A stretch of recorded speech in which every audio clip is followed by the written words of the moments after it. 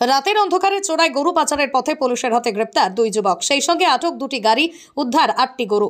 শুক্রবার রাতেই ধূপগুড়ি থানার পুলিশের কাছে গোপন সূত্রে খবর আসে দুটি ছোট গাড়ি চুরির ঘটনা নিয়ে ময়নাগুড়ি থেকে বানারহাট যাচ্ছে পুলিশের নজর এড়িয়ে গ্রামের রাস্তা দিয়ে। এরপরই ধূপগুড়ি থানার পুলিশ ধূপগুড়ি মহকুমার বামনটারি এলাকায় দুটি গাড়ি আটক করে। গাড়ি চালকদের সঙ্গে কথা বললে তাদের কথায় অসঙ্গতি মেলায় গাড়ি সমেত দুজনকে নিয়ে আসা হয় ধূপগুড়ি থানায়। ধৃত দুই যুবকের নাম শাহানুর আলম, কৃষ্ণ রায়।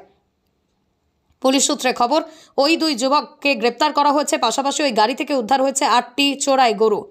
ধৃতদের মধ্যে একজনের বাড়ি 12ঘরিয়া গ্রাম পঞ্চায়েত এলাকায় এবং অপরজনের বাড়ি মাগুরমারি গ্রাম পঞ্চায়েতের এলাকায়। শনিবার ধৃতদের জলপাইগুড়ি জেলা আদালতে তোলা হয়েছে এবং এই ঘটনার পিছনে আরও কোনো বড় চক্র রয়েছে কিনা পুরো বিষয়টি খতিয়ে দেখছে ধূপগুড়ি থানার পুলিশ। মানে এখানে মোটামুটি 1.5 থেকে 2 ঘন্টা আগে দুটো গাড়ি আসলো।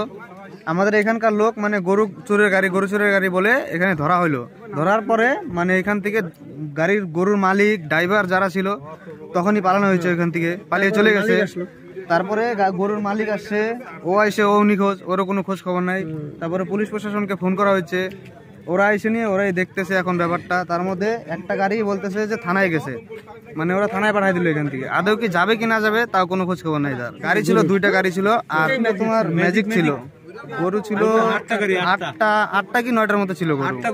হ্যাঁ, সন্দেহ ছিল, তার জন্য আটকানো হয়েছিল। আর 2 দিন আগে আমাদের গ্রাম থেকেও 2টা গরু চুরি হয়েছিল, তো ছাগলও চুরি হয়েছিল, তো ওই সন্দেহ এসেই আটকানো হয়েছিল। আর গরুরও কোনো কাগজপত্র নাই, গাড়িরও কোনো কাগজপত্র কিচ্ছু নাই, তারা নাই, একটাও নাই, সব পালিয়েছে এখান থেকে। তারা এসছে যে তারাই দেখবে, ওদের কাস্টাডিতে নিবে। এখন কি করবে কি না করবে এখন ওরাই জানে।